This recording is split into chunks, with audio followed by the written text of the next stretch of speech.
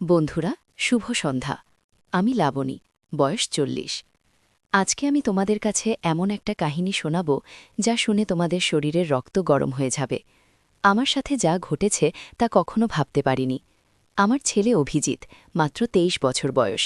একদিন রাতে আমার ঘরে এসে আমার কানে ফিসফিস করে বলল, মা, আমি তোমাকে বিয়ে করতে চাই। আমি হতবাক, কিন্তু তার ছোঁয়া আমার গালে লাগতেই আমার সব শিহরিত হয়ে উঠল। আমার ভেতরে এক অদ্ভুত আবেগ জেগে উঠল। আমি স্তব্ধ হয়ে গেলাম। অভিজিৎ আমার সামনে দাঁড়িয়ে আছে, তার চোখে এক অদ্ভুত দৃষ্টি। আমি জিজ্ঞেস করলাম, কি বললি তুই? অভিজিৎ আবার বলল, মা, আমি তোমাকে বিয়ে করতে চাই। আমি ভাবলাম অভি নিশ্চয়ই কোনো মজা করছে।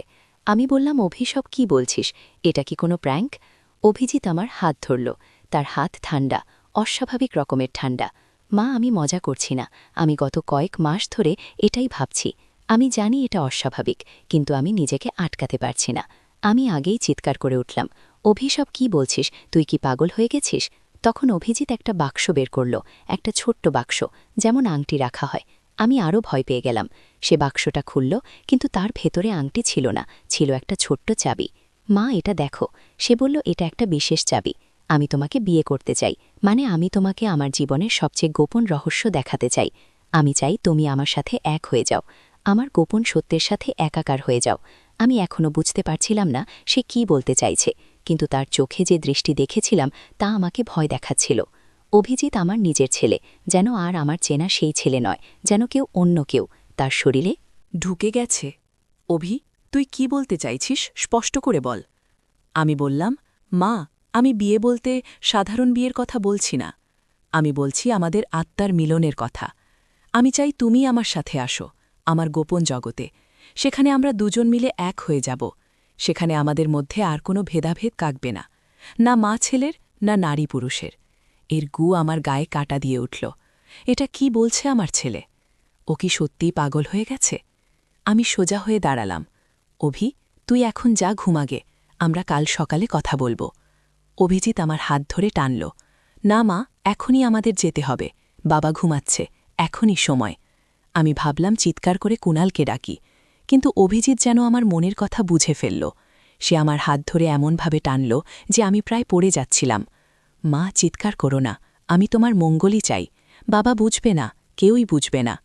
আগে আমি পালানোর চেষ্টা করলাম, কিন্তু অভিজিতের শক্ত হাতের বাঁধন থেকে নিজেকে ছাড়াতে পারলাম না। সে আমাকে টেনে বাইরে নিয়ে গেল। আমাদের বাড়ির পেছনে একটা ছোট গাড়ি দাঁড়িয়েছিল, যেটা আমি আগে কখনো দেখিনি। অভিজিৎ আমাকে গাড়িতে তুলল এবং ড্রাইভিং সিটে বসে গাড়ি স্টার্ট দিল। আমি তখন ভয়ে কাঁপছিলাম। আমার ছেলে, যাকে আমি এত স্নেহ দিয়ে মানুষ করেছি, সে আমাকে অপহরণ করছে। আমি কেঁদে ফেললাম। অভি, তুই আমাকে কোথায় নিয়ে যাচ্ছিস? আমাকে ছেড়ে দে। অভিজিৎ একটু হেসে বলল, মা, আমি তোমাকে নিয়ে যাচ্ছি আমার আসল জায়গায়, যেখানে আমার আসল পরিচয় লুকিয়ে আছে, যেখানে আমি আসলে কে তা প্রকাশ পাবে। কি? আমি আর কথা বললাম না। ভয়ে আমার গলা শুকিয়ে গেছিল। অভিজিৎ গাড়ি চালিয়ে শহরের বাইরে চলে গেল। ২ ঘণ্টার মতো গাড়ি চালানোর পর আমরা এক পাহাড়ি জায়গায় পৌঁছালাম। চারদিকে গাছ, দূরে দূরে মাত্র কয়েকটা বাড়ি। অভিজিৎ গাড়ি থামিয়ে আমাকে নামতে বলল। আমি নামলাম। ভাবলাম এখন পালানোর সময়, কিন্তু চারদিকে অন্ধকার, রাত গভীর এবং কোনো লোকজন দেখা যাচ্ছে না। কোথায় পালাবো? তাছাড়া অভিজিৎ আমার হাত শক্ত করে ধরে রেখেছে। অভিজিৎ একটা বাড়ির দিকে এগিয়ে গেল। বাড়িটা দেখতে পুরনো, কিন্তু বেশ বড়। বাইরে থেকে দেখে মনে হচ্ছিল কোনো ধনী পরিবারের বাড়ি হবে। অভিজিৎ দরজায় নক করল। কিছুক্ষণ পর দরজা খুলে গেল। আমি দেখে চমকে উঠলাম। দরজা খুলেছে একজন বৃদ্ধ, প্রায় ৮০ বছর বয়সী বৃদ্ধ। অভিজিৎকে দেখে হাসল। এসো বাবা, অনেকদিন পর এলে। আর এই যে তোমার মা। স্বাগতম, স্বাগতম গো। বৃদ্ধ আমাদেরকে ভেতরে যেতে ইশারা করল। আমি অবাক হয়ে ভাবলাম, এই বৃদ্ধ অভিজিৎকে চেনে, আর আমাকেও। কিন্তু আমি তো এই বৃদ্ধকে কখনো দেখিনি আগে। কে ইনি? আমি জিজ্ঞেস করলাম। উনি ঠাকুরদা। অভিজিৎ বলল। ঠাকুরদা? তোর ঠাকুরদা তো মারা গেছেন অনেক বছর আগে। বৃদ্ধ হাসলেন। আমি তোমার ছেলের শারীরিক ঠাকুরদা নই, কিন্তু আমি তার আত্মিক পিতা। আমি তাকে একটা নতুন জন্ম দিয়েছি। আরও বিভ্রান্ত হয়ে গেল। বৃদ্ধ আমাদের একটা ঘরে নিয়ে গেলেন। ঘরটি বট, দেওয়ালে অসংখ্য বই, মাঝখানে একটি বট টেবিল, টেবিলের ওপর একটি প্রাচীন পাণ্ডুলিপি। বৃদ্ধ আমাকে বললেন, তুমি বসো লাবণী দেবী, আমরা তোমার অপেক্ষায় ছিলাম। কি? আমি আরও ভয় পেয়ে গেলাম। আপনি আমার নাম জানলেন কি করে? বৃদ্ধ হাসলেন। আমি অনেক কিছুই জানি। যেমন আমি জানি তুমি একজন সাধারণ মা নও, তুমি একজন বিশেষ মা, একজন নির্বাচিত। আমি বুঝতে পারলাম না বৃদ্ধ কি বলতে চাইছেন। অভিজিৎ এবার সেই ছোট্ট চাবিটি বের করে বৃদ্ধকে দিল। বৃদ্ধ চাবিটি নিয়ে টেবিলের কাছে গেলেন। টেবিলের নিচে একটা ড্রয়ার ছিল, সেটা খুললেন। ড্রয়ার থেকে বের করলেন একটা বাক্স। বাক্সে চাবি লাগালেন, বাক্স খুললেন। বাক্সের ভেতর থেকে বের করলেন আরেকটি পাণ্ডুলিপি।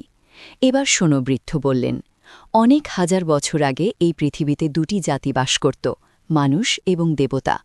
দেবতারা ছিল মানুষের চেয়ে শক্তিশালী, বুদ্ধিমান এবং দীর্ঘজীবী। কিন্তু ক্রমে মানুষের সংখ্যা বাড়তে লাগল, আর দেবতাদের সংখ্যা কমতে লাগল। শেষে একসময় দেবতারা প্রায় বিলুপ্ত হয়ে গেল। বৃদ্ধ আমার দিকে তাকালেন। কিন্তু দেবতারা সম্পূর্ণ বিলুপ্ত হয়নি, তারা মানুষের মধ্যে মিশে গেছে। দেবতাদের রক্ত মানুষের রক্তের সাথে মিশে গেছে। কিছু মানুষের মধ্যে দেবতাদের রক্ত বেশি। তারাই বিশেষ শক্তি ও জ্ঞান নিয়ে জন্মায়। তোমার ছেলে অভিজিৎ তেমনই একজন। তার মধ্যে দেবতাদের রক্ত আছে। কি? আমি হাসতে শুরু করলাম। আপনি কি বলছেন? দেবতা? রক্ত? এসব কি পাগলামি? বৃদ্ধ গম্ভীর হয়ে গেলেন। তুমি হাসছ কারণ তুমি জানো না, কিন্তু তোমার ভেতরেও সেই রক্ত আছে, লাবণী দেবী। তুমিও দেবতাদের বংশধর, শুধু তুমি জানো না। আমি এবার রেগে গেলাম। দেখুন, আমি জানি না আপনি কে, কিন্তু আমার ছেলেকে আপনি পাগল করে দিয়েছেন। আমি এখনই পুলিশে ফোন করছি। আমি আমার মোবাইল বের করলাম, কিন্তু দেখলাম সেখানে কোনো নেটওয়ার্ক নেই। বৃদ্ধ বললেন, এখানে তোমার মোবাইল কাজ করবে না, এটা একটা বিশেষ জায়গা। এখানে আমরা দেবতাদের শক্তি ব্যবহার করি। কি? এবার অভিজিৎ আমার কাছে এসে বলল, মা, আমি যখন বললাম আমি তোমাকে বিয়ে করতে চাই, তার মানে ছিল আমি চাই তুমিও আমাদের এই বিশেষ গোষ্ঠীতে যোগ দাও। তোমার মধ্যেও দেবতাদের রক্ত আছে, তুমি আমাদের একজন। আমরা চাই তুমি তোমার সত্যিকার পরিচয়ে জানো, তোমার ভেতরের শক্তি জাগ্রত করুক। আমি আর কিছু বলতে পারলাম না। অভিজিৎ হাত বাড়িয়ে আমার কপালে রাখল। আমি অনুভব করলাম তার হাত থেকে এক ধরনের উষ্ণতা আমার শরীরে ছড়িয়ে পড়ছে। একটু পরেই আমার মাথা ঘুরতে লাগল। আমি অজ্ঞান হয়ে গেলাম। যখন আমার জ্ঞান ফিরে এলো, আমি দেখলাম আমি একটা বিছানায় শুয়ে আছি। ঘরটা আলাদা, এটা আগের সেই ঘর নয়। এটা ছোট, সুন্দর সাজানো। জানালা দিয়ে সূর্যের আলো আসছে, বাইরে পাখির বাক শোনা যাচ্ছে। আমি উঠে বসলাম। আমার মাথাটা এখনও কিছুটা ঘুরছিল। দরজা খুলে অভিজিৎ ঘরে ঢুকল। মা, তুমি ঠিক আছো? তোমার ঘুম ভাঙল? সে জিজ্ঞেস করল। অভি, হয়েছিল কাল? সেই বৃদ্ধ লোকটাকে আমি জিজ্ঞেস করলাম। উনি গুরুদেব, আমাদের আধ্যাত্মিক গুরু। উনি আমাদের সত্যিকার পরিচয় বুঝতে সাহায্য করেন গো। আমি উঠে দাঁড়ালাম। অভি, আমি বাড়ি যেতে চাই। তোর বাবা নিশ্চয়ই চিন্তায় আছে। আমি এসব বিশ্বাস করি না। আমাকে বাড়ি নিয়ে চল। অভিজিৎ দরজার কাছে দাঁড়িয়ে রইল। মা, তুমি আরেক দিন থাকো। গুরুদেব তোমাকে সব দেখাবেন। তারপর তুমি যদি যেতে চাও, আমি নিজেই তোমাকে বাড়ি পৌঁছে দেব গো। আমি বুঝলাম অভিজিৎ আমাকে সহজে যেতে দেবে না। আমি ভাবলাম একদিন অপেক্ষা করাই ভালো, তারপর সুযোগ বুঝে পালাবো। ঠিক আছে, আমি বললাম। অভিজিৎ খুশি হয়ে গেল। চলো নাস্তা করা যাক। আমরা একটা ডাইনিং রুমে গেলাম। সেখানে টেবিলে অনেক খাবার সাজানো। আশ্চর্যের বিষয়, সবই আমার পছন্দের খাবার। অভিজিৎ আমাকে বসতে বলল। আমি বসলাম এবং খেতে শুরু করলাম। খাবারগুলো অসাধারণ স্বাদের ছিল। খাবার পরে অভিজিৎ আমাকে বাড়ির বাইরে নিয়ে গেল। বাইরে গিয়ে দেখলাম বাড়িটা একটা পাহাড়ের ঢালুতে অবস্থিত। নিচে একটা সুন্দর লেক। চারপাশে সবুজ গাছপালা। দূরে আরও কিছু বাড়ি দেখা যাচ্ছে। এটা আমাদের কমিউনিটি, অভিজিৎ বলল। এখানে আমরা একসাথে থাকি, একসাথে অনুশীলন করি, একসাথে শিখি। আমরা সবাই দেবতাদের বংশধর। আমাদের সবার মধ্যে সেই বিশেষ রক্ত আছে। কি? আমি জিজ্ঞেস করলাম। কতজন লোক আছে এখানে? প্রায় ১০০ জন, অভিজিৎ বলল। তুই কবে থেকে এখানে আসা শুরু করলি? আমি জিজ্ঞেস করলাম। প্রায় ১ বছর হল। একদিন কলেজ থেকে ফেরার পথে আমি গুরুদেবের সাথে দেখা করি। উনি আমার কপালে হাত রাখেন, আর আমি অনুভব করি আমার ভেতরে কিছু একটা জেগে উঠছে। উনি আমাকে বলেন, আমি একজন বিশেষ ব্যক্তি, আমার মধ্যে দেবতাদের রক্ত আছে। প্রথমে আমি বিশ্বাস করিনি, কিন্তু উনি আমাকে এখানে নিয়ে আসেন এবং আমাকে দেখান আমি কি করতে পারি। আমি জিজ্ঞেস করলাম, তুই কি করতে পারিস? অভিজিৎ একটু হাসল। সে তার হাত বাড়িয়ে সামনের একটা পাথরের দিকে তাক করল। পাথরটা ধীরে ধীরে উপরে উঠতে লাগল, যেন কেউ তুলে ধরছে। আমি চমকে উঠলাম। এটা কি করে সম্ভব? এটাই আমাদের শক্তি, অভিজিৎ বলল। আমরা মনের শক্তি দিয়ে জিনিস নাড়াতে পারি, অন্যের মনের কথা বুঝতে পারি, ভবিষ্যৎ দেখতে পারি। কিন্তু এসব শক্তি ব্যবহার করার জন্য আমাদের অনুশীলন করতে হয়, ধ্যান করতে হয়। আমি অবাক হয়ে তাকিয়েছিলাম, এটা কি সত্যি নাকি অভিজিৎ কোনো ট্রিক করছে? তুই বাবাকে কিছু বলিসনি কেন? আমি জিজ্ঞেস করলাম। বাবা বুঝবে না, অভিজিৎ বলল। তার মধ্যে দেবতাদের রক্ত নেই, সে মনে করবে আমরা পাগল হয়ে গেছি। কিন্তু তোমার মধ্যে আছে মা, তুমিও একজন। আমি চাই তুমি তোমার শক্তি আবিষ্কার করো। আমি এখনও বিশ্বাস করতে পারছিলাম না, কিন্তু অভিজিতের কথাগুলো আমার মনে দাগ কাটছিল। আমি কি সত্যিই বিশেষ কেউ? দিনটা আমরা ঘুরে ঘুরে কাটালাম। অভিজিৎ আমাকে কমিউনিটির বিভিন্ন জায়গা দেখালো। আমি দেখলাম লোকেরা ধ্যান করছে, যোগ ব্যায়াম করছে, গ্রন্থ পড়ছে। সবাই আমাকে দেখে হাসছিল, স্বাগত জানাচ্ছিল। সন্ধ্যার অভিজিৎ আমাকে বলল, মা, আমরা এখন একটু দূরে যাব, আমাদের মন্দিরে। মন্দির? এখানে মন্দির আছে? আমি জিজ্ঞেস করলাম। হ্যাঁ, পাহাড়ের ওপারে একটি গুহার ভেতরে আমাদের প্রাচীন মন্দির আছে। সেখানেই আমাদের গোপন পাণ্ডুলিপি এবং শক্তির উৎস রয়েছে। গুরুদেব সেখানে আমাদের অপেক্ষা করছেন। কি? আমি ভয় পেয়ে গেলাম, কিন্তু এটাই আমার পালানোর সুযোগ হতে পারে ভেবে রাজি হলাম। আমরা গাড়িতে করে যাত্রা শুরু করলাম। গাড়ি একটা কাঁচা রাস্তা ধরে পাহাড়ের দিকে উঠতে লাগল। প্রায় আধ ঘণ্টা পর গাড়ি একটা সমতল জায়গায় থামল। সেখান থেকে হেঁটে যেতে হবে। অন্ধকার ঘন হয়ে উঠেছিল। অভিজিৎ একটা টর্চ জ্বালাল। এই পথ ধরে, সে বলল। আমরা হাঁটতে লাগলাম। চারপাশের জঙ্গল থেকে বিচিত্র সব শব্দ আসছিল, পাখি, কীটপতঙ্গ এবং অন্যান্য প্রাণীর ডাক। আমি ভয়ে কাঁপছিলাম। প্রায় ২০ মিনিট হাঁটার পর আমরা একটা বিশাল পাথরের সামনে এসে দাঁড়ালাম। পাথরটি দেখে মনে হচ্ছিল একটা বিশাল দরজা। অভিজিৎ হাত বাড়িয়ে পাথরের স্পর্শ করল এবং কিছু মন্ত্র আউডাল।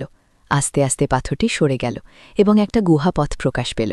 এভাবে আমি বিস্মিত হয়ে জিজ্ঞেস করলাম, হ্যাঁ মা, আমরা মনের শক্তিতে পাথরকেও নাড়াতে পারি? অভিজিৎ বলল। আমি তখনও বিস্মিত ছিলাম, এসব কি সত্যি নাকি আমি কোনো স্বপ্ন দেখছি? এখন আমাদের কি করতে হবে? আমি জিজ্ঞেস করলাম। গুরুদেব বললেন, আমাদের এখন আরও অনেক দেবসন্তানকে খুঁজে বের করতে হবে। যাদের মধ্যে আমাদের রক্ত আছে তাদের জাগিয়ে তুলতে হবে। একসময় আমরা আবার আমাদের হারানো রাজত্ব ফিরে পাব গো। আমি একটু চিন্তিত হয়ে পড়লাম। আমরা কি মানুষদের ক্ষতি করব? গুরুদেব হাসলেন না। লাবণী দেবী, আমরা মানুষদের রক্ষা করব, আমরা তাদের সাহায্য করব। আমাদের গান ও শক্তি দিয়ে আমরা এই পৃথিবীকে আরও উন্নত করব। মানুষ এখন নিজেদের ধ্বংস করে ফেলছে। যুদ্ধ, দূষণ, লোভ। আমরা তাদের নতুন পথ দেখাব। ও, আমি ভাবলাম হয়তো এটাই সত্যি। হয়তো আমরা সত্যি বিশেষ এবং আমাদের একটা উদ্দেশ্য আছে। কিন্তু আমার স্বামী? আমি জিজ্ঞেস করলাম, কুনাল, সে কি জানে? অভিজিৎ বলল, বাবার মধ্যে দেবরক্ত নেই মা, কিন্তু সে আমাদের পরিবারের অংশ। আমরা তাকে রক্ষা করব। গুরুদেব আমার হাত ধরলেন। এখন তোমাকে তোমার শক্তি নিয়ন্ত্রণ করতে শিখতে হবে। এটা সহজ নয়, কিন্তু আমরা তোমাকে সাহায্য করব। গো। নদীর ধারে এক গ্রাম। প্রথম অধ্যায়, শুরুর কথা। পদ্মা নদীর ধারে ছোট্ট একটা গ্রাম, নামটা হলো কুসুমপুর। এই গ্রামে বাস করত একটা ছেলে, তার নাম রাকিব। রাকিবের বয়স মাত্র ২২ বছর। লেখাপড়ায় ভালো ছিল সে, কিন্তু টাকার অভাবে ঢাকা বিশ্ববিদ্যালয়ে ভর্তি পরীক্ষা দিতে পারেনি। এখন গ্রামের স্কুলে পড়ায়, মাসে বেতন পায় ১০,০০০ টাকা। রাকিবের বাবা মারা গেছেন ৩ বছর আগে। মা আছেন, ছোট্ট একটা বোন আছে, নাম মিথিলা। মিথিলার বয়স ১৫। এইচএসসি পরীক্ষা দেবে আগামী বছর। রাকিবের স্বপ্ন ছিল মিথিলাকে ডাক্তার বানাবে, কিন্তু স্বপ্ন আর বাস্তবের মধ্যে অনেক দূরত্ব। শীতের সকাল, কুয়াশায় ঢাকা গ্রাম। রাকিব স্কুলে যাওয়ার জন্য তৈরি হচ্ছে। মা খাবার দিয়েছে একটা টিফিন বক্সে, ভাত আর ডিম ভাজি। রাকিব সাইকেল নিয়ে বেরিয়ে পড়ল। স্কুল ৫ কিলোমিটার দূরে। পথে যেতে যেতে রাকিব ভাবছিল তার জীবনের কথা। এই গ্রামে আর কতদিন থাকবে? ঢাকায় গিয়ে কিছু করা যায় কিনা? কিন্তু মা আর মিথিলাকে রেখে কিভাবে যাবে? মনটা খারাপ হয়ে গেল। স্কুলে পৌঁছে দেখল হেড স্যার দাঁড়িয়ে আছেন। হেড স্যার মানিক স্যার, বয়স ৫০-এর কাছাকাছি, ভালো মানুষ, রাকিবকে অনেক স্নেহ করেন। রাকিব, একটু আমার রুমে এসো। মানিক স্যার বললেন। রাকিব রুমে ঢুকল। মানিক স্যার বললেন, তুমি তো জানো আমাদের স্কুলের অবস্থা ভালো না, সরকারি অনুদান কমে গেছে, আমরা হয়তো তোমার বেতন আর বাড়াতে পারব না। আগিয়ে রাকিবের মনটা ভেঙে গেল, কিন্তু সে কিছু বলল না, শুধু মাথা নেড়ে বলল, বুঝতে পারছি স্যার। অভি, একটা খবর আছে। মানিক স্যার বললেন, শুনেছি জেলা শহরে একটা এনজিও শিক্ষক খুঁজছে, বেতন ভালো, 15,000 টাকা, তুমি চাইলে আবেদন করতে পারো। রাকিব একটু ভাবল, জেলা শহর মানে প্রায় 30 কিলোমিটার দূরে, রোজ যাওয়া আসা করা মুশকিল, থাকতে হবে সেখানে। স্যার, আমি ভেবে দেখি কো। রাকিব বলল। ক্লাস শুরু হলো। রাকিব বাচ্চাদের বাংলা পড়াচ্ছে, ছোট্ট ছোট্ট মুখ, সবাই মন দিয়ে শুনছে। রাকিব ভাবল, এই বাচ্চাদের ছেড়ে কিভাবে যাবে। স্কুল ছুটির পর রাকিব বাড়ি ফিরল। মা রান্না করছে, মিথিলা পড়াশোনা করছে। রাকিব মাকে বলল এনজিওর কথা। মা চুপ করে রইল কিছুক্ষণ, তারপর বলল, ভাই তুমি যা ভালো মনে করো তাই করো, আমরা সামলে নেব। কিন্তু রাকিব দেখল মায়ের চোখে পানি। দ্বিতীয় অধ্যায়, নতুন সিদ্ধান্ত। সেই রাতে রাকিব ঘুমাতে পারল না, বারবার একই চিন্তা মাথায় আসছে, কি করবে, এখানে থাকবে নাকি নতুন জায়গায় যাবে। পরদিন শুক্রবার, ছুটির দিন। রাকিব সকালে উঠে নদীর ধারে গেল। পদ্মা নদী, শীতকালে পানি কমে যায়, বালুর চর জেগে ওঠে। রাকিব একটা চরের ওপর বসল, দূরে মাছ ধরা নৌকা দেখা যাচ্ছে। রাকিব ছোটবেলার কথা ভাবল, বাবা জীবিত ছিলেন তখন, বাবাও মাছ ধরতেন। একদিন নৌকা উল্টে গিয়ে বাবা ডুবে মারা যান। সেদিন থেকে রাকিবের জীবন বদলে গেল। লেখাপড়া ছেড়ে দিতে হল, মাকে সাহায্য করতে হল। হঠাৎ কেউ পেছন থেকে ডাকল, রাকিব ভাই। রাকিব ফিরে তাকাল, দেখল তার বন্ধু সাজিদ দাঁড়িয়ে আছে। সাজিদ ঢাকায় থাকে, প্রাইভেট কোম্পানিতে চাকরি করে, গ্রামে এসেছে ঈদের ছুটিতে। সাজিদ, কবে এলি? রাকিব খুশি হল। গতকাল এলাম, তোর খুঁজেই এসেছিলাম। কি? সাজিদ পাশে বসো। দুই বন্ধু অনেকক্ষণ গল্প করল। সাজিদ বলল তার চাকরির কথা, ঢাকার জীবনযাপনের কথা। রাকিব শুনল চুপচাপ। তারপর সাজিদ জিজ্ঞেস করল, তুই এই গ্রামে আর কতদিন পড়ে থাকবি? ঢাকায় চলে আয় না, আমি তোকে চাকরি খুঁজে দেব। রাকিব মাথা নাড়াল। মা আর মিথিলাকে রেখে কিভাবে যাব? ওদেরকে নিয়ে আয় ঢাকায়, ভাড়া বাসায় থাকবি। সাজিদ বলল, তোকে তো জানি, ঢাকায় এক রুম ভাড়া নিতে কত টাকা লাগে। আমার সামর্থ্য আছে। রাকিব তিক্ত হাসল। সাজিদ কিছু বলল না, সে জানে রাকিবের সমস্যা। দুপুরে রাকিব বাড়ি ফিরল। মা খাবার দিয়েছে, ভাত, ডাল আর একটা মাছ। রাকিব খেতে খেতে ভাবছিল, জীবনটা কেন এত কঠিন। খাওয়ার পর মিথিলা এলো। ভাইয়া, আমার পরীক্ষার ফি দিতে হবে, 5,000 টাকা। রাকিবের মাথায় হাত। এই মাসে বেতন পাবে 10,000 টাকা, তার মধ্যে বাড়ি ভাড়া 3,000, মায়ের ওষুধ 2,000, খরচপাতি 3,000। পরীক্ষার ফি দেবে কোথা থেকে? চিন্তা করিস না, ব্যবস্থা হবে। কি? রাকিব বলল। কিন্তু ব্যবস্থা হবে কিভাবে? রাকিব জানে না। সেই রাতে রাকিব মনস্থির করল, সে জেলা শহরে এনজিওর চাকরির জন্য আবেদন করবে। 15,000 টাকা হলে অনেক কিছু করা যাবে। তৃতীয় অধ্যায়, নতুন পথ। সোমবার সকালে রাকিব জেলা শহরে গেল। এনজিওর অফিস খুঁজে পেল, একটা 3তলা বিল্ডিং। ভেতরে ঢুকে নাম লিখো রিসেপশনে। কিছুক্ষণ পর ডাক পড়ল। একটা রুমে ঢুকো রাকিব, দেখল একজন ভদ্রমহিলা বসে আছেন। বয়স 40-এর কাছাকাছি, হাসি মুখ। বসুন। আপনার নাম? মহিলা জিজ্ঞেস করলেন। রাকিব। রাকিব হোসেন। গু। আপনার সার্টিফিকেট? রাকিব ব্যাগ থেকে সার্টিফিকেট বের করে দিল।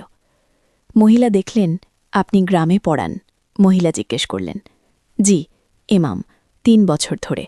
ও, আমরা গ্রামের স্কুলে কাজ করি, আপনার অভিজ্ঞতা কাজে লাগবে। গু। মহিলা আরও কিছু প্রশ্ন করলেন। রাকিব উত্তর দিল। তারপর মহিলা বললেন, ঠিক আছে, আমরা আপনাকে জানাব, 1 সপ্তাহের মধ্যে ফোন করব। রাকিব বের হয়ে এলো। মনটা একটু হালকা লাগল, হয়তো চাকরি হবে, কিন্তু সমস্যা হলো অন্য জায়গা। রাকিব গ্রামে ফিরে দেখল মা অসুস্থ হয়ে পড়েছে, জ্বর হয়েছে, ডাক্তার ডেকে আনতে হলো। ডাক্তার ওষুধ লিখে দিল। ওষুধের দাম 1,000 টাকা। রাকিবের পকেটে 5 টাকা ছিল, বাকি 5 টাকা ধার করতে হলো পাশের বাড়ির কাকার কাছে। মা শুয়ে শুয়ে বলল, ভাই তুমি জেলা শহরে চাকরি নিও না, আমরা এখানে থাকি গো। না মা, তোমার চিকিৎসার জন্য টাকা লাগবে, মিথিলার পড়াশোনার জন্য টাকা লাগবে, আমাকে ভালো চাকরি করতে হবে, রাকিব বলল। পরের সপ্তাহে রাকিবের ফোন এলো, এমজিও থেকে চাকরি হয়েছে, পরের মাস থেকে জয়েন করতে হবে।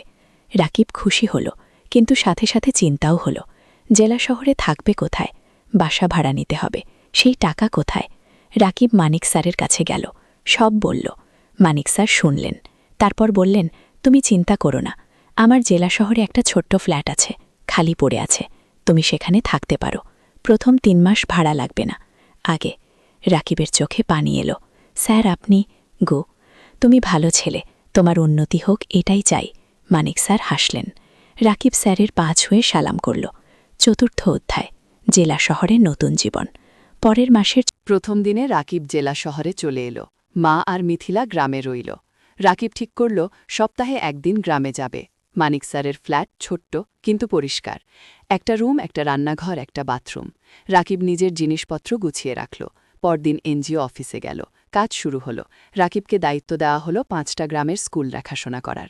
সপ্তাহে 3 দিন স্কুলে যেতে হবে, বাকি দিন অফিসে। প্রথম দিন রাকিব একটা গ্রামে গেল।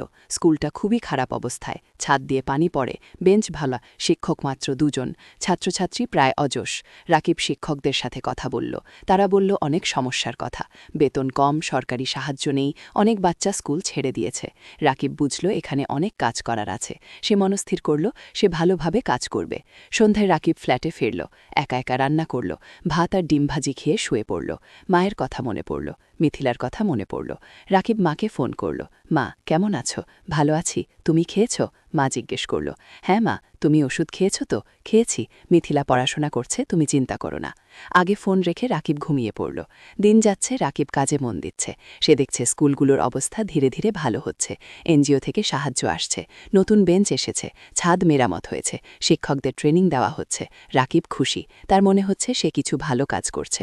3 মাস পর রাকিব প্রথম বেতন পেল, 15,000 টাকা। রাকিব সাথে সাথে 10,000 টাকা মাকে পাঠিয়ে দিল।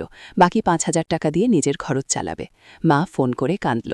ভাই তুমি এত টাকা পাঠালে, তোমার কি হবে? মা তুমি চিন্তা করো না, আমার হয়ে যাবে, তুমি ভালো থাকো গো।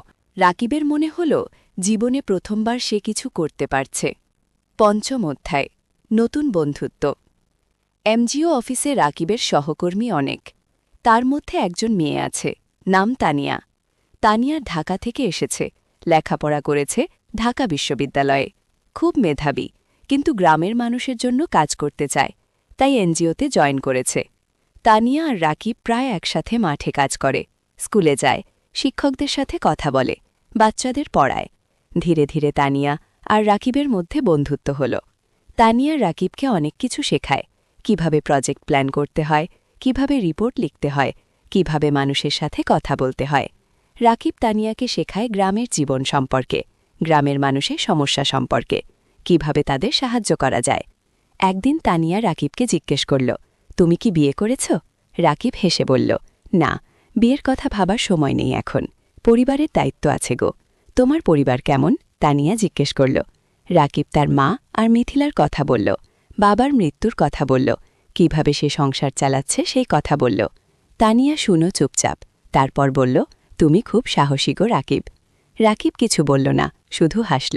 সময় যাচ্ছে, রাকিবের কাজ ভালো হচ্ছে, এনজিও থেকে তাকে প্রশংসা করা হচ্ছে, বেতনও বাড়ল, এখন 17,000 টাকা পায়। রাকিব সপ্তাহে একদিন গ্রামে যায়, মাকে দেখে আসে, মিথিলার পড়াশোনা দেখে দেয়।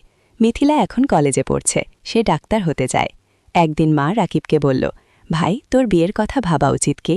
রাকিব হাসল, মা এখনও সময় আছে, আগে মিথিলাকে প্রতিষ্ঠিত করি কি। কিন্তু তোর বয়স হয়ে যাচ্ছে, আমি চিন্তায় থাকি কি? মা বলল, তুমি চিন্তা করো না মা, সব ঠিক হবে। উষ্ঠ অধ্যায়, প্রেম আর স্বপ্ন। 1 বছর পার হয়ে গেল। রাকিব এখন এনজিওতে প্রজেক্ট কোঅর্ডিনেটর, বেতন 20,000 টাকা। সে এখন একটা ভাড়া বাসায় থাকে, মাসে ভাড়া 5,000 টাকা, তবু মাকে প্রতি মাসে 12,000 টাকা পাঠায়। মিথিলা খুব ভালো ফলাফল করেছে, সে মেডিকেল কলেজে ভর্তি হতে চায়, কিন্তু ভর্তি পরীক্ষার জন্য কোচিং করতে হবে। কোচিং ফি অনেক। রাকিব চিন্তায় পড়ল, কোথা থেকে টাকা আসবে? তানিয়া বুঝতে পারল রাকিবের সমস্যা। একদিন সে বলল, রাকিব তুমি কিছু চিন্তিত মনে হচ্ছে। রাকিব মিথিলার কথা বলল। তানিয়া বলল, আমি আমার এক বন্ধুকে জানি, সে ঢাকায় মেডিকেল কোচিং সেন্টার চালায়, আমি তাকে বলবো, হয়তো কম ফিতে তোমার বোনকে ভর্তি করে নেবে কি। রাকিব অবাক হল, তুমি এত সাহায্য করছো কেন? তানিয়া চুপ করে রইল কিছুক্ষণ, তারপর বলল, কারণ তুমি ভালো মানুষ। রাকিব কিছু বলল না, কিন্তু মনের ভেতর একটা অনুভূতি হল, পরের সপ্তাহে তানিয়া তার বন্ধুর সাথে রাকিবের কথা হলো। বন্ধু রাজি হল মিথিলাকে অর্ধেক ফিতে ভর্তি করতে। রাকিব খুশিতে আত্মহারা। সে তানিয়াকে ধন্যবাদ দিল বারবার। তানিয়া হেসে বলল, ধন্যবাদ না, একটা ট্রিট দাও। রাকিব তানিয়াকে নিয়ে গেল একটা রেস্টুরেন্টে। দুজন একসাথে খাবার খেল, অনেক গল্প করল, হাসল। খাবার পর বাইরে বের হয়ে তানিয়া বলল, রাকিব, আমি তোমাকে একটা কথা বলতে চাই। বলো তানিয়া। একটু থেমে বলল, আমি তোমাকে ভালোবাসি। রাকিব স্তব্ধ হয়ে গেল। কি বলবে বুঝতে পারল না। তানিয়া বলল, আমি জানি এটা হঠাৎ শোনাচ্ছে, কিন্তু 1 বছর ধরে তোমার সাথে কাজ করছি। তোমার চরিত্র, তোমার পরিবারের প্রতি দায়িত্ববোধ, তোমার সততা সবকিছু দেখেছি। তুমি আমার মনে জায়গা করে নিয়েছ। রাকিব কিছুক্ষণ চুপ করে রইল। তারপর বলল, তানিয়া, আমি জানি না কি বলবো। তুমি ঢাকার মেয়ে, উচ্চশিক্ষিত। আমি একজন সাধারণ গ্রামের ছেলে। আমার পরিবার গরিব। আমার অনেক দায়িত্ব আছে। তানিয়া রাকিবের হাত ধরল। এগুলো আমার কাছে কোনো সমস্যা নয়। আমি তোমাকে চাই, তোমার টাকা বা স্ট্যাটাস নয়। রাকিবের চোখে পানি এলো। তানিয়া, আমি তোমাকে কিছু দিতে পারবো না। তুমি আমাকে ভালোবাসা দিতে পারবে, সততা দিতে পারবে। এটাই যথেষ্ট। ও রাকিব তানিয়ার দিকে তাকালো। তারপর বলল, আমিও তোমাকে ভালোবাসি, কিন্তু ভয় পাচ্ছি। কিসের ভয়? তানিয়া জিজ্ঞেস করল। ভয় পাচ্ছি তোমার পরিবার রাজি হবে না। ভয় পাচ্ছি আমি তোমাকে সুখী করতে পারবো না। তানিয়া হাসল। আমার পরিবার আমাকে বিশ্বাস করে। আমি যদি খুশি থাকি, তারা খুশি থাকবে। আর তুমি আমাকে সুখী করতে পারবে কিনা সেটা সময় বলবে। আমরা একসাথে চেষ্টা করব। সেই রাতে রাকিব ঘুমাতে পারল না। সারা রাত তানিয়ার কথা ভাবল। জীবনে প্রথমবার কেউ তাকে এভাবে ভালোবাসে। আসল 7ম অধ্যায়, বাধা আর চ্যালেঞ্জ। পরের সপ্তাহে রাকিব গ্রামে গেল। মাকে সব কথা বলল, তানিয়ার কথা, প্রেমের কথা। মা শুনল চুপচাপ। তারপর বলল, মেয়ে কেমন? খুব ভালো মা, তুমি তাকে দেখলে পছন্দ করবে। কি তার পরিবার রাজি হবে? আমরা তো গরিব। খিমা চিন্তিত হল। তানিয়া বলেছে তার পরিবার তাকে বিশ্বাস করে, সমস্যা হবে না। আগে মিথিলা খুশি হল। ভাইজান, তুমি বিয়ে করছ, আমি ভাবির সাথে দেখা করব। রাকিব হাসল। হ্যাঁ রে, তোকে নিয়ে যাব ঢাকায়। অন্তু সমস্যা এলো। অন্যদিকে তানিয়া তার বাবা মাকে রাকিবের কথা বলল। প্রথমে তারা খুশি হল, কিন্তু যখন জানল রাকিব একজন এনজিও কর্মী, বেতন মাত্র 20,000 টাকা, তখন তারা আপত্তি করল। তানিয়ার বাবা বললেন, তানিয়া, তুমি ঢাকা বিশ্ববিদ্যালয় থেকে পাশ করেছ, তুমি একজন ভালো চাকরিজীবী ছেলে পাবে। এই ছেলে তোমাকে কি দেবে? তানিয়া বলল, বাবা, আমি টাকার জন্য বিয়ে করছি না, আমি রাকিবকে ভালোবাসি। বলল, ভালোবাসা দিয়ে সংসার চলে না। কি? তানিয়ার মা বললেন, বাবা মা, রাকিব খুব সৎ এবং পরিশ্রমী। সে তার পরিবারের জন্য অনেক কষ্ট করছে। এরকম মানুষ এখন কমই আছে। কি? তানিয়া বোঝানোর চেষ্টা করল, আমরা সময় চাই, আমরা ছেলেটাকে দেখতে চাই। কি? তানিয়ার বাবা বললেন। তানিয়া রাকিবকে ফোন করে সব বলল। রাকিব শুনো। তারপর বলল, আমি জানতাম এটা হবে গো, তুমি হাল ছেড়ে দিও না, আমি তাদের বোঝাবো। তানিয়া বলল। পরের মাসে রাকিব ঢাকায় গেল। তানিয়ার বাবা মার সাথে দেখা করল। তারা রাকিবকে অনেক প্রশ্ন করল। রাকিব সব সততার সাথে উত্তর দিল। তানিয়ার বাবা বললেন, তুমি তোমার ভবিষ্যৎ নিয়ে কি ভাবছ? তুমি সারা জীবন এনজিওতে থাকবে? রাকিব বলল, আঙ্কেল, আমি স্বপ্ন দেখি একদিন নিজের একটা স্কুল করব, গ্রামের গরিব ছেলে মেয়েদের বিনামূল্যে পড়াবো। এটা আমার লক্ষ্য। তানিয়ার বাবা অবাক হলেন। তুমি কি জানো একটা স্কুল খুলতে কত টাকা লাগে? জানি আঙ্কেল, কিন্তু আমি বিশ্বাস করি যদি সততার সাথে চেষ্টা করি একদিন সফল হব গো। তানিয়ার বাবা কিছু বললেন না, কিন্তু রাকিবের চোখে যে আগুন দেখলেন সেটা তাকে ভাবিয়ে তুলল। সেই রাতে তানিয়ার বাবা মা আলোচনা করলেন। তারপর তারা রাজি হলেন, কিন্তু একটা শর্ত দিলেন, রাকিবকে আরও ভালো চাকরি খুঁজতে হবে। রাকিব শর্ত মেনে নিল। 8ম অধ্যায়, নতুন সুযোগ। বিয়ের প্রস্তুতি শুরু হলো, কিন্তু রাকিব চিন্তায় ছিল। বিয়েতে অনেক খরচ হবে, সেই টাকা কোথায়? তানিয়া বলল, আমরা সিম্পল বিয়ে করব, বেশি খরচ করব না আগে। কিন্তু তানিয়ার পরিবার বট বিয়ে যায়, অনেক আত্মীয় স্বজন আছে।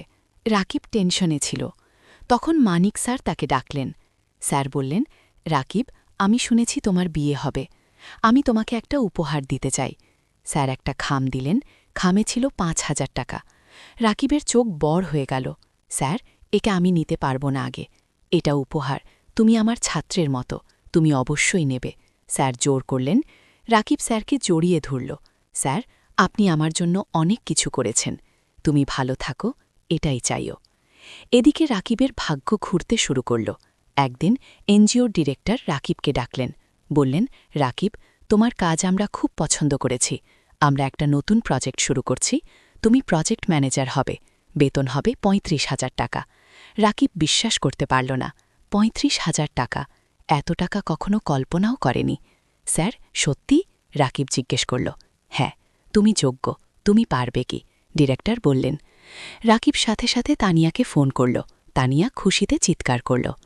সেই সন্ধ্যায় রাকিব মাকে ফোন করল। সব বলল। মা কাঁদতে লাগল। খুশির কান্না। ভাই, আল্লাহ তোমার ভালো করেছে। তুমি অনেক কষ্ট করেছে কি? মা বলল। মা, এখন আমরা ভালো থাকব। মিথিলার পড়াশোনা ভালো হবে। তুমি সুস্থ থাকবে কি? বিয়ের দিন এলো। সিম্পল কিন্তু সুন্দর বিয়ে। গ্রাম থেকে মা আর মিথিলা এসেছে। রাকিবের বন্ধুরা এসেছে। এনজিও অফিসের সবাই এসেছে। তানিয়া দেখতে খুব সুন্দর লাগছিল লাল শাড়িতে। রাকিব পাঞ্জাবি পরেছে। বিয়ে হল।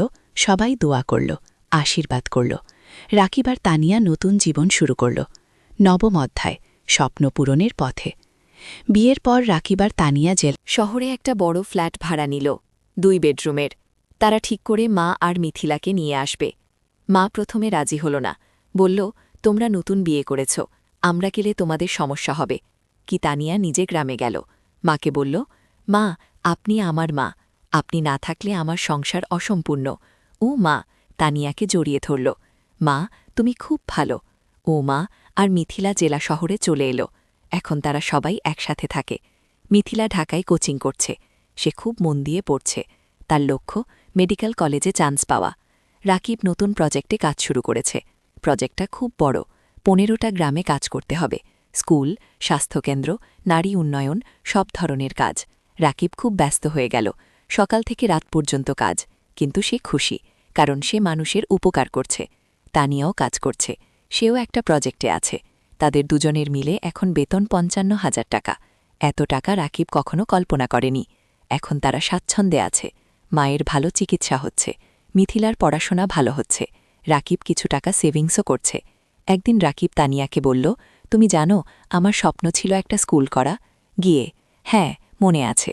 তুমি এখনও সেই স্বপ্ন দেখো? তানিয়া জিজ্ঞেস করল। হ্যাঁ, আমি ভাবছি আমরা যদি কিছু টাকা সেভ করি, তাহলে হয়তো একদিন একটা ছোট্ট স্কুল খুলতে পারব। তানিয়া হাসল। চলো, আমরা একসাথে এই স্বপ্ন পূরণ করব। দুজনে মিলে প্ল্যান করতে লাগল। কিভাবে টাকা জমাবে, কোথায় স্কুল খুলবে, কিভাবে চালাবে। 1 বছর পর মিথিলা মেডিকেল ভর্তি পরীক্ষা দিল। রেজাল্ট আসল। সে চান্স পেয়েছে সরকারি মেডিকেল কলেজে। পুরো পরিবার খুশিতে আত্মহারা। মা কাঁদল। রাকিব মিথিলাকে জড়িয়ে ধরল। তানিয়া মিষ্টি বিতরণ করল। ভাইয়া, এটা তোমার জন্য। তুমি আমার জন্য সব ত্যাগ করেছ। এই মিথিলা কাঁদতে কাঁদতে বলল, না রে, এটা তোর নিজের যোগ্যতা। তা তুই মন দিয়ে পড়েছিস। এই রাকিব বলল। সেই রাতে রাকিব ছাদে দাঁড়িয়ে আকাশের দিকে তাকাল। তার মনে পড়ল বাবার কথা। বাবা বেঁচে থাকলে কত খুশি হতেন। তানিয়া এসে পাশে দাঁড়াল। কি ভাবছ? বাবার কথা ভাবছি। সেই গরিব দিনগুলোর কথা ভাবছি। আজ আমরা এত দূর এসেছি। আর এটা শুধু শুরু। আমাদের আরও অনেক পথ যেতে হবে। তানিয়া বলল। 10ম অধ্যায়, চূড়ান্ত স্বপ্ন। 3 বছর পার হয়ে গেল। রাকিব এখন এনজিওর সিনিয়র প্রজেক্ট ম্যানেজার। বেতন 5,000 টাকা। Tania project coordinator. বেতন 4,000 টাকা। মিথিলা এখন মেডিকেল কলেজের 3য় বর্ষে। সে খুব ভালো পড়ছে। তার লক্ষ্য একজন ভালো ডাক্তার হওয়া এবং গ্রামের মানুষের সেবা করা। মা এখন সুস্থ। তার মুখে হাসি ফিরে এসেছে। রাকিব আর তানিয়াই 3 বছরে প্রায় 10 লক্ষ টাকা সেভ করেছে। এখন তারা ঠিক করেছে স্বপ্নের স্কুল খুলবে। রাকিব গ্রামে গিয়ে একটা জমি কিনা, 2 বিঘা জমি। সেখানে স্কুল করবে। তারা ব্যাংক থেকে লোন নিল, আরও 5 লক্ষ টাকা। মোট 15 লক্ষ টাকা দিয়ে স্কুল তৈরি করা শুরু হলো। মানিক স্যার অনেক সাহায্য করলেন। তিনি স্কুলের ডিজাইন করে দিলেন, শিক্ষক খুঁজে দিলেন। 6 মাস পর স্কুল তৈরি হলো। নাম দেওয়া হলো আলোর পাঠশালা গু।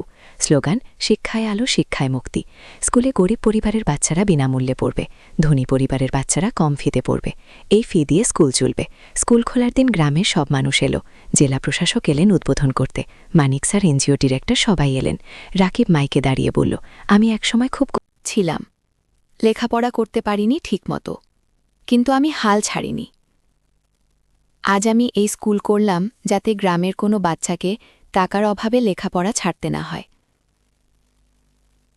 সবাই হাততালি দিল। তানিয়া বলল, এই স্কুল শুধু আমার স্বামীর স্বপ্ন নয়, আমার স্বপ্ন। আমরা চাই এই গ্রামের প্রতিটা বাচ্চা শিক্ষিত হোক। আবার হাততালি। স্কুল চালু হল। প্রথম দিন ৫০ জন বাচ্চা ভর্তি হল। দ্বিতীয় মাসে ১, তৃতীয় মাসে ২০। রাকিব আর তানিয়া সপ্তাহে ৩ দিন স্কুলে যায়। বাচ্চাদের পড়ায়, শিক্ষকদের ট্রেনিং দেয়, স্কুল দেখাশোনা করে। মিথিলা ছুটির দিনে স্কুলে এসে বাচ্চাদের স্বাস্থ্য চেক আপ করে, বিনামূল্যে। মা রান্না করে বাচ্চাদের খাওয়ায়। অনেক বাচ্চা গরিব পরিবার থেকে আসে, তারা দুপুরে খায় না, মা তাদের খাওয়ায়। ২ বছর পর স্কুলে ৫০০ জন বাচ্চা পড়ছে, ১০ জন শিক্ষক আছে। স্কুল ভালোভাবে চলছে। জেলার মধ্যে আলোর পাঠশালা গিয়ে একটা আদর্শ স্কুল হিসেবে পরিচিতি পেয়েছে। একাদশ অধ্যায়, জীবনের পূর্ণতা। ৫ বছর পর রাকিবের বয়স এখন ৩৩, তানিয়ার বয়স ৩১। তাদের একটা মেয়ে হয়েছে, নাম রাখা হয়েছে অনন্যা। অনন্যার বয়স ২ বছর। মিথিলা এখন ডাক্তার, সে একটা সরকারি হাসপাতালে কাজ করছে। সে গ্রামের মানুষের বিনামূল্যে সেবা দেয়। মা সুস্থ এবং খুশি, তার নাতিনী অনন্যাকে নিয়ে সময় কাটায়। আলোর পাঠশালা কি এখন জেলার সেরা স্কুলগুলোর একটা। এখানে ১,০০০ বাচ্চা পড়ছে, ২০ জন শিক্ষক আছে। স্কুলের রেজাল্ট খুব ভালো। রাকিব আর তানিয়া এখন আর এনজিওতে কাজ করে না, তারা পুরোপুরি স্কুলেই সময় দেয়। তারা আরও ২টো স্কুল খোলার পরিকল্পনা করছে। একদিন রাকিব স্কুলের ছাদে দাঁড়িয়ে আছে, তানিয়া এসে পাশে দাঁড়াল। হাতে চায়ের কাপ। কি ভাবছ তানিয়া? জিজ্ঞেস করল। ভাবছি আমাদের যাত্রার কথা। ৮ বছর আগে আমি একজন গরিব স্কুল শিক্ষক ছিলাম। আজ আমার নিজের স্কুল আছে, ১,০০০ বাচ্চা পড়ছে। গো হ্যাঁ, অনেক দূর এসেছি, কিন্তু আরও অনেক পথ বাকি। গো তানিয়া বলল, যেন কখনো কখনো মনে হয় স্বপ্ন দেখা ভালো, স্বপ্ন মানুষকে বাঁচিয়ে রাখে। আমি স্বপ্ন দেখেছিলাম বলে আজ এখানে এসেছি। উনি আর রাকিবের হাত ধরল। আর আমি তোমাকে বিশ্বাস করেছিলাম বলে তোমার স্বপ্ন আমার স্বপ্ন হয়ে গেল। গো। দুজন চুপচাপ দাঁড়িয়ে রইল। নিচে বাচ্চারা খেলছে, তাদের হাসির শব্দ শোনা যাচ্ছে। রাকিব বলল, যেন তানিয়া, আমার এখন মনে হয় জীবনের সবচেয়ে বড় সফলতা হল মানুষের মুখে হাসি ফোটানো। টাকা, প্রতিষ্ঠা সব তুচ্ছ যখন দেখি একটা গরিব বাচ্চা আমাদের স্কুলে পড়ে ভালো রেজাল্ট করছে। গো। তানিয়া মাথা নাড়ল। একদম ঠিক। তুমি জানো গত সপ্তাহে সেই রহিম নামের ছেলেটা এসেছিল, যে ৩ বছর আগে আমাদের স্কুলে ভর্তি হয়েছিল? হ্যাঁ, মনে আছে। তার বাবা রিকশা চালায়। ও সে ক্লাসে ফার্স্ট হয়েছে। তার বাবা এসে আমার পা ছুঁয়ে কাঁদছিল, বলছিল আপনারা না থাকলে আমার ছেলে লেখাপড়া শিখতে পারত না। রাকিবের চোখ ভিজে গেল। এই মুহূর্তগুলোর জন্যই আমরা কাজ করি। গো। হঠাৎ অনন্যা দৌড়ে এলো। বাবা বাবা, দেখো আমি কি এঁকেছি। রাকিব মেয়েকে কোলে তুলে নিল। অনন্যা একটা ছবি দেখালো, একটা স্কুল, সামনে অনেক বাচ্চা। এটা কি? রাকিব জিজ্ঞেস করল। এটা আমাদের স্কুল, দাদু বলেছে তুমি এই স্কুল বানিয়েছ। গো। অনন্যা বলল। রাকিব মেয়ের কপালে চুমু খেল। হ্যাঁ রে, একদিন তুইও বড় হয়ে ভালো কিছু করবি। গো। আমি ডাক্তার হব, মাসির মতো, তারপর গরিব মানুষদের দেখু। অনন্যা বলল। তানিয়া হাসল। দেখছ, আমাদের পরবর্তী প্রজন্ম স্বপ্ন দেখছে। গো। দ্বাদশ অধ্যায়। নতুন চ্যালেঞ্জ, কিন্তু জীবন কখনো সোজা পথে চলে না। একদিন রাকিব খবর পেল স্কুলের জমি নিয়ে সমস্যা হয়েছে। একজন স্থানীয় রাজনীতিবিদ দাবি করছে জমিটা তার। রাকিব চিন্তায় পড়ে গেল। সে আইনজীবীর সাথে দেখা করল। আইনজীবী বলল, কাগজপত্র দেখাও। রাকিব সব কাগজ দেখাল। আইনজীবী দেখে বলল, তোমার কাগজ ঠিক আছে, কিন্তু ওই লোক ক্ষমতাবান, সে ঝামেলা করবে কো। তাহলে কি করব? রাকিব জিজ্ঞেস করল। কোর্টে কেস করতে হবে, সময় লাগবে, টাকাও লাগবে। রাকিব বাড়ি ফিরে তানিয়াকে সব বলল। তানিয়া শুনল, তারপর বলল, আমরা লড়ব, আমরা সত্যের পক্ষে আছি। কেস শুরু হলো। প্রতি সপ্তাহে কোর্টে যেতে হচ্ছে, আইনজীবীর ফি দিতে হচ্ছে, টাকা খরচ হচ্ছে অনেক, কিন্তু রাকিব হাল ছাড়ল না। সে জানে সে ন্যায়ের পক্ষে। এই সময় গ্রামের মানুষ রাকিবের পাশে দাঁড়াল। তারা একটা কমিটি করল, সবাই মিলে টাকা তুলল রাকিবকে সাহায্য করার জন্য। একদিন গ্রামের চেয়ারম্যান রাকিবের কাছে এসে বলল, রাকিব, তুমি আমাদের গ্রামের গর্ব, তুমি আমাদের বাচ্চাদের শিক্ষিত করছ, আমরা তোমাকে একা ছাড়ব না। রাকিব কান্নায় ভেঙে পড়ল। আপনারা আমার পরিবার, ও মানিক স্যারও সাহায্য করলেন। তিনি জেলা প্রশাসকের সাথে কথা বলল। প্রশাসক বিশ্বাসটা দেখলেন। 6 মাস পর কোর্ট রায় দিল রাকিবের পক্ষে। জমি রাকিবেরই। সেদিন স্কুলে উৎসব হল। সবাই খুশি। বাচ্চারা নাচল, গাইল। রাকিব মাইকে বলল, আজ আমরা জিতেছি, কিন্তু এটা শুধু আমার জয় নয়, এটা আমাদের সবার জয়। সত্যের জয়, প্রযোদয়, সম্প্রসারণ। কেস জেতার পর রাকিবের আত্মবিশ্বাস বেড়ে গেল। সে ঠিক করল আরও একটা স্কুল খুলবে, পাশের জেলায়। তানিয়া রাজি হল। তারা আবার সেভিংস শুরু করল। এই সময় একটা বড় সুখবর এলো। একটা আন্তর্জাতিক এনজিও তাদের স্কুলের কথা শুনেছে। তারা সাহায্য করতে চায়। এনজিওর একজন প্রতিনিধি এলোই আলোর পাঠশালা দেখতে। সে সব দেখল, শিক্ষকদের সাথে কথা বলল, বাচ্চাদের সাথে কথা বলল। তারপর সে রাকিবকে বলল, আমরা আপনার কাজে মুগ্ধ। আমরা আপনাকে 10 লক্ষ টাকা গ্রান্টস দিতে চাই নতুন স্কুলের জন্য। রাকিব বিশ্বাস করতে পারল না। 10 লক্ষ টাকা? সত্যি? রাকিব জিজ্ঞেস করল। হ্যাঁ, আপনি একটা প্রস্তাব লিখে পাঠান, আমরা অনুমোদন করব। রাকিব আর তানিয়া রাত দিন পরিশ্রম করে প্রস্তাব লিখল, পাঠিয়ে দিল। 1 মাস পর অনুমোদন এলো। 10 লক্ষ টাকা। রাকিব পাশের জেলায় জমি কিনা, নতুন স্কুল তৈরি শুরু হল। এবার আরও বড় স্কুল, আরও ভালো সুবিধা। মিথিলা বলল, ভাইজান, নতুন স্কুলে একটা হেলথ ক্লিনিক বানাও। আমি সপ্তাহে 1 দিন এসে বাচ্চাদের দেখব। চমৎকার আইডিয়া, রাকিব বলল। নতুন স্কুলে একটা হেলথ ক্লিনিকও তৈরি হল। মিথিলা আর তার 2 জন সহকর্মী ডাক্তার সেখানে বিনামূল্যে সেবা দেয়া। নতুন স্কুলের নাম দেয়া হল এলোই আলোর পাঠশালা। এখানেও গরিব বাচ্চারা বিনামূল্যে পড়ে। 1 বছরে দ্বিতীয় স্কুলেও 5000 বাচ্চা ভর্তি হল। রাকিবের স্বপ্ন আরও বড় হল। সে ভাবল জেলার প্রতিটা গ্রামে একটা করে স্কুল করবে। 14 অধ্যায়, পুরস্কার। 3 বছর পর রাকিব এখন 40 বছরের। তার 5টায় এলোই আলোর পাঠশালা আছে। 5টা জেলায় প্রায় 3000 বাচ্চা পড়ছে। 30 জন শিক্ষক কাজ করছে। একদিন রাকিব একটা ফোন পেল, ঢাকা থেকে, শিক্ষা মন্ত্রণালয় থেকে। আপনি রাকিব হোসেন? ফোনে একজন জিজ্ঞেস করল। আপনাকে জানাতে পেরে আনন্দিত যে আপনার নাম জাতীয় শিক্ষা পুরস্কারের জন্য নির্বাচিত হয়েছে। আপনি গ্রামীণ শিক্ষায় অসামান্য অবদান রেখেছেন। রাকিব স্তব্ধ হয়ে গেল। জাতীয় পুরস্কার? সত্যি? রাকিব জিজ্ঞেস করল। হ্যাঁ, আগামী মাসে ঢাকায় অনুষ্ঠান হবে। মাননীয় প্রধানমন্ত্রী পুরস্কার দেবেন। কে? রাকিব ফোন রেখে তানিয়াকে জড়িয়ে ধরল। তান, আমরা জাতীয় পুরস্কার পেয়েছি। তানিয়া কাঁদতে লাগল খুশির কান্না। তুমি পেরেছ, তুমি সত্যিই পেরেছ। মা খবর শুনে কাঁদল। ভাই, তোর বাবা বেঁচে থাকলে কত খুশি হতো গো। মিথিলা বলল, ভাইজান, তুমি আমার হিরো গো। অনন্যা এখন 7 বছর। বলল, বাবা, তুমি সবচেয়ে ভালো বাবা। পুরস্কারের দিন ঢাকা বঙ্গবন। রাকিব স্যুট পরেছে, তানিয়া শাড়ি পরেছে। মা, মিথিলা, অনন্যা সবাই গেছে। মানিক স্যারও গেছেন। তিনি রাকিবকে বললেন, আমি গর্বিত তোমার শিক্ষক ছিলাম গো। অনুষ্ঠানে অনেক মানুষ। রাকিবের নাম ডাকা হলো। সে মঞ্চে উঠল। প্রধানমন্ত্রী তাকে পুরস্কার দিলেন। একটা ক্রেস্ট, একটা সার্টিফিকেট আর 5 লাখ টাকা। রাকিব মাইকে দাঁড়িয়ে বলল, আমি একজন সাধারণ গ্রামের ছেলে। আমার বাবার রিকশা চালাতেন।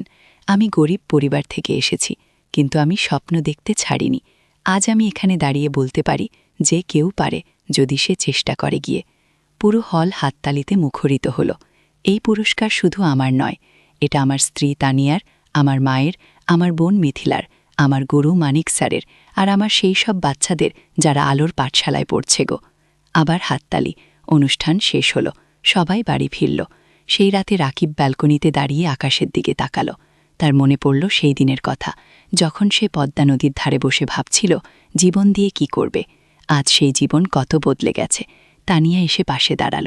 কি ভাবছ?